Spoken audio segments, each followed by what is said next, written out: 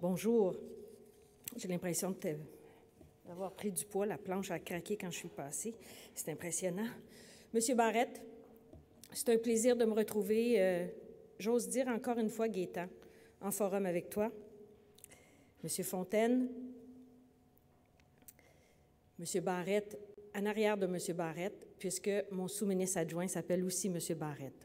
Ça mélange les gens quand je dis je suis venu avec M. Barrette puis il cherche partout, mais Christian commence à se faire reconnaître de plus en plus dans les organisations. J'aimerais saluer tout particulièrement les PDG d'avoir pris le temps d'être encore là. C'est notre 3e rendez-vous et vous y êtes à chaque fois. J'aimerais aussi saluer ma présidente de table de concertation, Mme Bolduc-Dubois, qui est avec nous aujourd'hui, qui a pris le temps de vous entendre et de partager.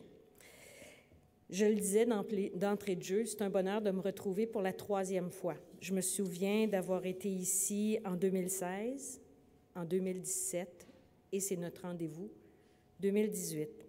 C'est toujours impressionnant de voir les gens prendre le temps, puis je baisse mes yeux vers vous, parce qu'à chaque fois, vous m'impressionnez, de prendre ce temps, d'être à l'écoute des demandes, des constats, et des réalisations qui ont été faites à travers le Québec, à travers votre monde, mais à travers aussi des partenariats des gens qui sont ici dans la salle. J'ai oublié, mais je salue les gens qui nous écoutent à distance. Merci d'être au rendez-vous aussi. C'est toujours émouvant pour moi de pouvoir participer à ces rencontres puisque, vous savez, la santé, tout le département, tous les services, tout ce qui touche les aînés, de près ou de loin pour la santé, découle du ministère de mon collègue. Mais on a plaisir à échanger et à regarder ensemble comment on peut faire mieux, comment on peut faire plus. Et à chaque fois qu'on en discute, il y a des aspects de ce travail-là qui revient constamment, c'est-à-dire vous, les gens qui donnaient rendez-vous au service de la santé et qui avaient des demandes très justes et des réalités à vivre. Et il y a toujours vous qui êtes au rendez-vous, qui donnez des services et qui nous rappelez quelquefois que ce n'est pas assez puis qu'on devrait faire plus. Mais on a un défi ensemble, faire valoir le travail que vous faites, faire reconnaître le travail que vous faites, prendre les décisions qui font en sorte que ce travail, non seulement est reconnu, mais est apprécié. Nous avons des choses en commun, puisque le gouvernement prend des décisions qui, quelquefois, tardent à faire des démonstrations, et nous avons à faire la preuve avec vous que le travail que vous faites est celui qui représente un instant important dans le quotidien de la personne qui reçoit la prestation de service. Au niveau du ministère, on a pris plusieurs décisions pour les aînés du Québec et de ce fait, nous avons mis en place un comité interministériel qui va avoir des échanges sur plusieurs niveaux des services qu'on veut avoir, mais qui va aussi s'étendre un petit peu plus longtemps sur le principe des proches aidants.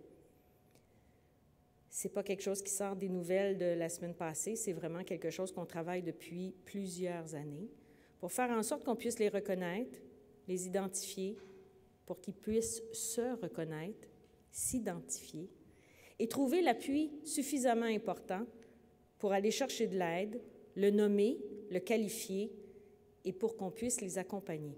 Et pour ça, vous avez compris qu'on a besoin de tout le monde, organisations comme l'ensemble des systèmes, puisque les proches aidants sont des gens qui, dans le quotidien, se reconnaissent sous des termes différents.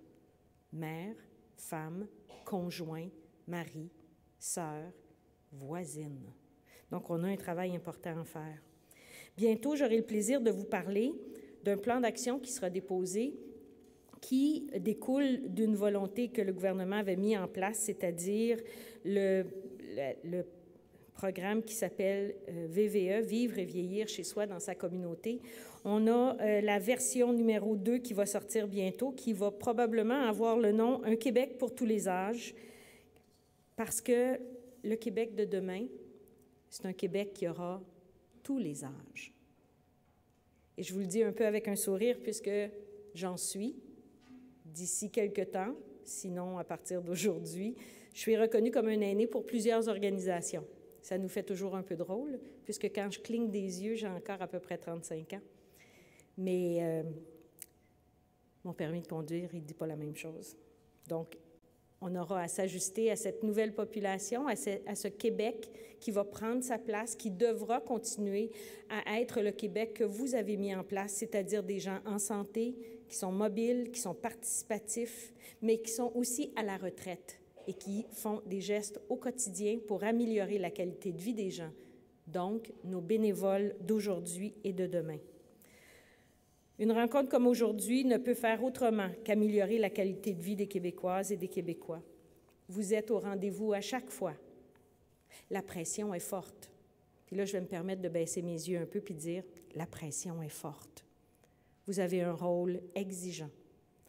On a à reconnaître les gens qui posent les gestes, mais on a aussi à reconnaître les gens qui ont le bâton de pèlerin pour faire en sorte que ça fonctionne. Quel que soit le gouvernement en poste, quelles que soient les promesses qu'on vous fera, sachez que vous êtes les premiers déterminants du service que les aînés du Québec reçoivent.